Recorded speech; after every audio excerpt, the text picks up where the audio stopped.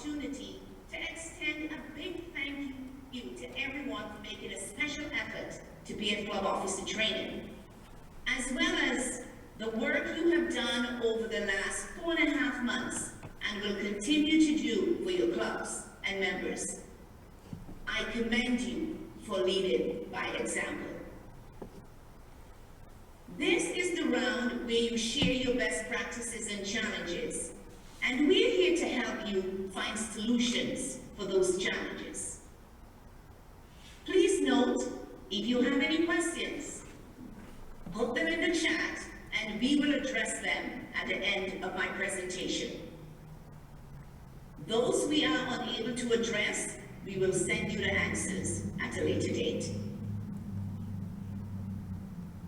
Now, one of the biggest challenges that clubs are facing right now is getting new members in their clubs, whether it is through their doors or online. Today, I will share some suggestions on how to recruit members and get them in the club, as well as what you need to do before you can invite guests. Are you ready to find out the things you need to do to get guests to visit your clubs and turn them into members? Can I get some thumbs up?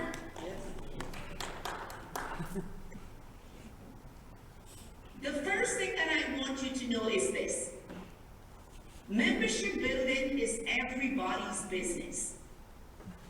In the club, the vice president of membership spearheads this role, but one person cannot get the job done. We need all hands on deck. Membership building is vital to the survival of our organization, and Toastmasters International has given the districts 3 club membership building contests every year. Smedley, Talk Up Toastmasters, and Beat the Clock. Plus, an individual membership building that runs all year, every year. And these are just some avenues for you to build membership. When we think about membership building, these are some of the factors we need to keep in mind.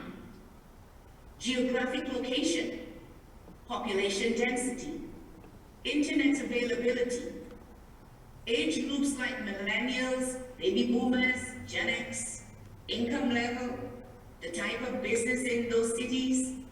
Do they have a lot of offices or factories? Where do most of the people work in those cities? And do they have the time and money to join your club? Now, here are some ways to recruit members, and I'm sure you are familiar with some of them.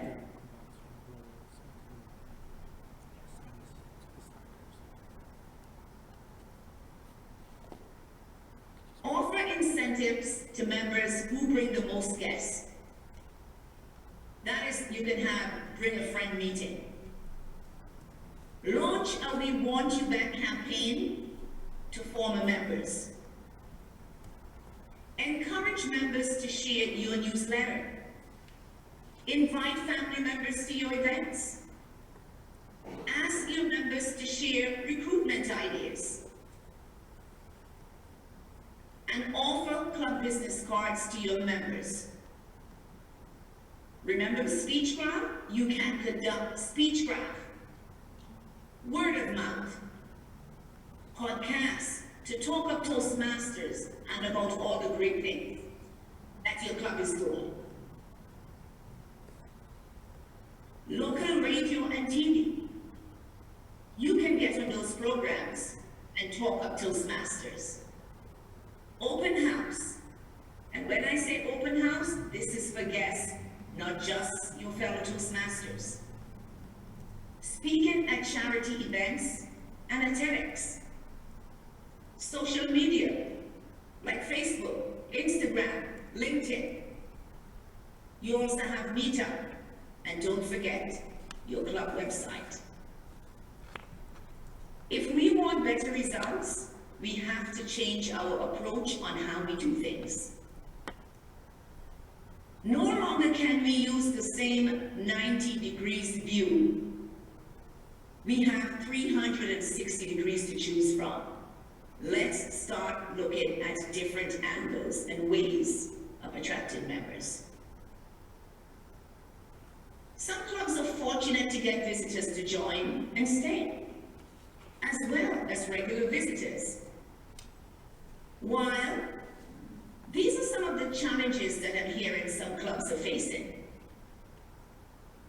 We get visitors at times, but they do not return after the first visit. I wonder why. We get visitors to become members, but they leave after 3 to 6 months. Why does this happen? Why are some clubs getting members and some are making little or no traction? This is the question we have to answer. What are they doing that the other clubs are not doing? I would ask them, what is their secret? What are their best practices? And these are the clubs that are doing very well. You need to tap into their secret sauce. Here is some food for thought. What brings visitors to your club? What do you ask them when they visit? What do you say to them before and after the meeting? Do you follow up with them? Would you join your club? What is it about your club that I or anyone would want to join? Now, if you want people to join your club, they have to know about your club. Where is it located? Is it in person or virtual? What day of the week you meet? Is it a morning or evening club? Is the dues right for them? Does it have a lot of members? Is there a waiting list to join? What is the return on their investment if they join? And guess what? I heard Daryl mentioning the same thing to you. What's in it for them? Can it meet their needs? There must be some sort of pull, and here is where your members come in. Word of mouth is one of the most powerful tools of marketing, and nobody does it better than your members. They are your best advocates. People trust their friends and the people in their social circles. And here is where your members can use this opportunity to tell their friends how Toastmasters has benefited them in their personal and professional life. When you have a good thing going, you want to share it with your friends and others. Toastmasters is open to everyone who's interested in communication and leadership development. There is nothing more powerful than the words or recommendation of a friend. I can recall at my club, a member's significant other followed him to the meeting. And this is because she wanted what he was having. She told us she was amazed at how much he had grown and came to the meeting for the experience. And guess what? She joined because she actually liked what she saw. Another thing, have you ever noticed friends like to shop at the same place that their friends shop? And this is because one or more of them was satisfied with the quality of the product and the service and told a friend. And their friend came to experience what they were told and received the same service, and they told, of course, 2 friends, and the store builds its customer base. It is the same for our clubs. When you're onto a good thing, share it with others. If we want to attract and keep members, we must first put our club in order. First impression counts, and you never get a second chance to make a first impression. So get it right the first time. We have to ensure that the service we are offering is of good quality, that we have the right attitude. Toastmaster International gave us a great education program, so we know we have a good product. Therefore, we have to create the right environment for members to thrive and attract new members. When you put your house in order, everything else will fall in place, like all the different ways to attract members, and we spoke about it previously. Let's do first things first. Before you can invite guests to your club, it has to be in good order. That is, it has to be ready to receive guests. And nothing does it better than Moments of Truth. It is a great way to get prepared. Today, I am taking you back to basics. The Moments of Truth is your club's guide to delivering quality service and outstanding member experiences. You have always been told that first impression counts, and the first impression matters. Moments of Truth gives you 6 key things you must have in place to attract new members, and I will share them with you. The 6 critical Toastmasters moments of truth are: first impression, membership orientation, third, fellowship, variety, and communication, fourth, program planning and meeting organization, and fifth, membership strength, and sixth, achievement recognition. And what you need to focus on all of these, but the first thing you need to keep in mind is first impression. That is what everybody sees when they enter into the doors of your club or online. Every club should do this checkup twice per year. It will tell you if your club is in good health, if it has an easy fix, or if it is at a point of no return. Fellow Toastmasters, are your clubs in order? Have you achieved the 6 critical moments of truth? This is an opportunity for your clubs to get prepared for business. Have you done your walkthrough? Have you checked everything? Are you now MOT certified?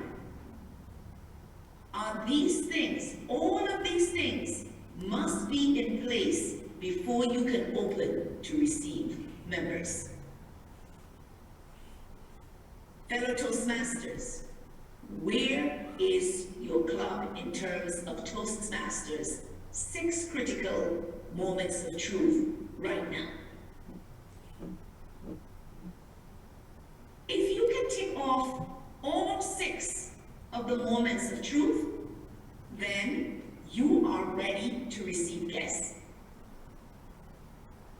Once your current members are satisfied, happy, and engaged, that is key to increasing membership. If your current members feel like they belong and what they are doing adds to their lives, they will stay. When your current members are deeply invested in the club, are your champions and they are more likely to participate in the recruiting efforts. Where are you in your recruiting efforts? Today, I will leave you with 4 steps to membership building. It is PROD. Prepare, recruit, orient, and deliver. Your club must be prepared to receive new members. Use the moments of truth. 2, use the different avenues to recruit members. Word of mouth, social media, meetup, etc. Orient them. Tell them about the program and what's in it for them. And 4, deliver what you promise to keep them by continuously delivering the promise, like quality meetings, stellar evaluations, mentoring, a friendly environment, and growth in communication, leadership, and recognition. If you follow this process, you should be able to recruit and get guests to join your club. Fellow Toastmasters, I hope that you will take these nuggets that I share with you today and put them into practice, and keep me posted on how you're doing with membership. I will now open the floor for questions.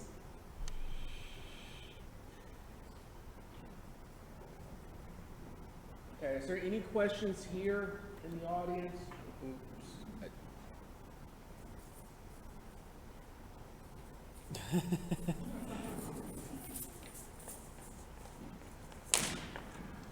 All right, sorry, I keep forgetting about the audio part here. Oh, that's good. Yay.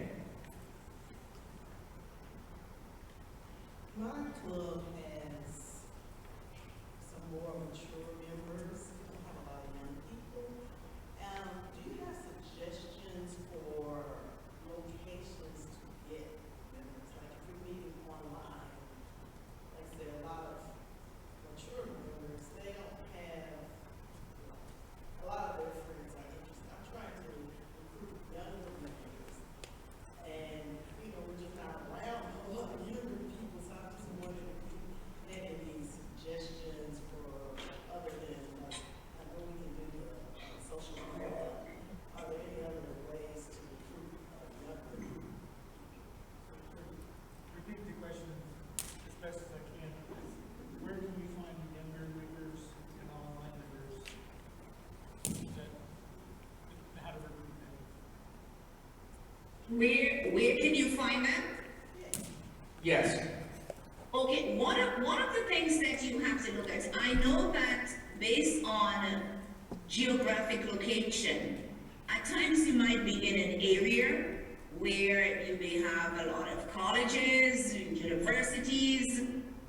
These are areas that you would need to target. There are other areas where I know it might be difficult to do that if you're in a remote area and you have not got a lot of these people, but it all depends on where you are located. Look into community centers.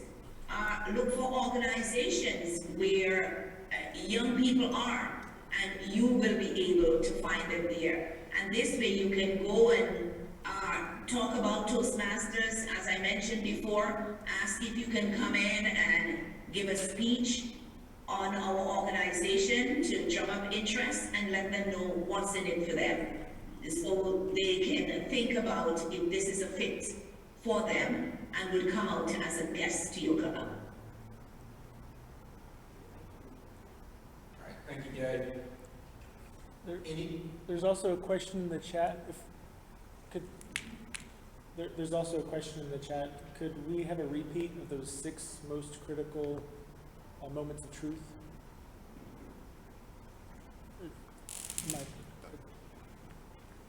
I will you there are six key areas to the moments of truth? Correct. Yes. Yeah, because every club has it, and I will send it to you. Okay. Okay. All right. Anybody else here at the church? Anybody on Zoom have any questions?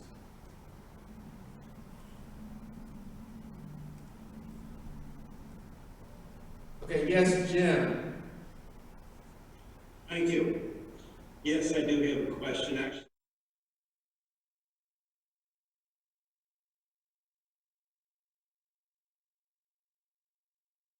Present a presentation to a Rotary Club that has over 100 members, and most of them are very active and in attendance, so I'm very excited about this presentation. I also think that going forward, trying to contact each individual and as a follow-up, but I'm looking for something even deeper that they can actually present to their children and grandchildren, because most of these Rotarians need wheelchairs, excluding me, of course. But the thought is that I really want to make this big, but I need more than we have. I would say 4 or 5 active members in our club, so we're going to be overwhelmed, I believe. But I don't care. we're gonna make it work somehow. And I'm wondering, what is your thoughts that I can make it a very successful endeavor? Nothing. Oh, Jim? Yeah. Yes. Thanks for your question. Jim, nothing beats personal experience. You have been in Toastmasters for some time now. Not really. How long have you been in Toastmasters? Well, I I was in it in 1970, so that kind of dates me. And then I rejoined last year. Oh, okay, so I'm president. you were born in Toastmasters and then you went away for a while, now you're back. That's right. Excellent. And I am sure that you have had great experience in Toastmasters, in your class. Of And course. these are the things when you get out there, you let them know what Toastmasters is all about. You let them know what it can do for them. And what is great is to use your own experience and successful experience of others to share with them. So this will heighten their interest and motivate them to want to come out and experience what Toastmaster has to offer. Right, I do have a great story to share. But what I'm saying is that with just, I would say 5, 7 active members in our camp, I look at the minimum of 20 people wanting to join. Where do I take all of this? What is the avenue to nurture them? Because I'm one person, and actually our group is going to help me as much as they can, but I don't think that our meeting space, we meet just once a month and then Zoom in next month, but our meeting space is limited to about 10, 15 people. Some people don't mind standing. So it's what I'm saying is that I anticipate a large revenue of new prospects. Hybrid. I would encourage hybrid or just go virtual with it. Okay, Yeah, because that is how you're gonna get all these people to come in your space. you're right. Yeah, okay, well, thank you. See, the thing of it is, the reason I say this is because really the enjoyment of Toastmasters is the personal touch. Seeing, feeling, emotions. Zoom doesn't do it. But we'll do the best we can, if that's the answer. Easier than I make it Well, look. guess what? You know what? Zoom is the new thing that we have to embrace, and you know it's not going away. It's not going away at all. And we just have to learn to bring out those emotions and work with it as we go along. I know a lot of people like face-to-face. That is good. There's nothing wrong with it. We will continue to do it. We're never ever going to stop meeting face-to-face. but with the new technologies coming out now, we have to embrace it and learn as much as you can to work with it. And I think that will help you, because remember, you're looking at different generations that you want to attract in your club. Yeah, shame on them. They should all be like us. Well, you know, the world is not stopping for us, so we gotta get on board. Thank you so much, Jim. Thanks for asking. Are there Okay, any more questions? I want to reinforce, I'm Leanne Chrissy, I want to reinforce older people can do Zoom even if they have to pay their grandchildren to help them. It will open up the windows in their life and it will cause intergenerational communication to be better. Please do not underestimate it. I cannot say for sure that we have found Meetup helpful because we're attracting people locally more. We did have during the prime part of COVID, some people visit from other countries, etc., but that really waned off. So don't forget to concentrate. Zoom locally is still letting people get out. I would go from that Rotary meeting, I would go to a nursing home nearby and talk to the administration and say, would you set up a Zoom session at the time of our meeting and let us meet those people inside the nursing home? I haven't seen anyone try it. Right now, I'm 80 myself.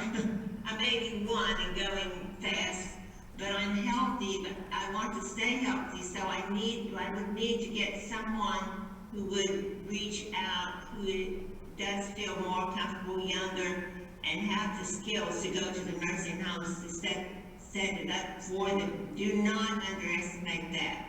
I do have a question that Meetup may be limited in how big, like the language group I'm in is doing really well because they're all wanting to learn Spanish and they come from native countries. So Meetup helps to tell them when we meet on Zoom. We're meeting on Zoom, but we do have to pay for that Meetup for that broad exposure.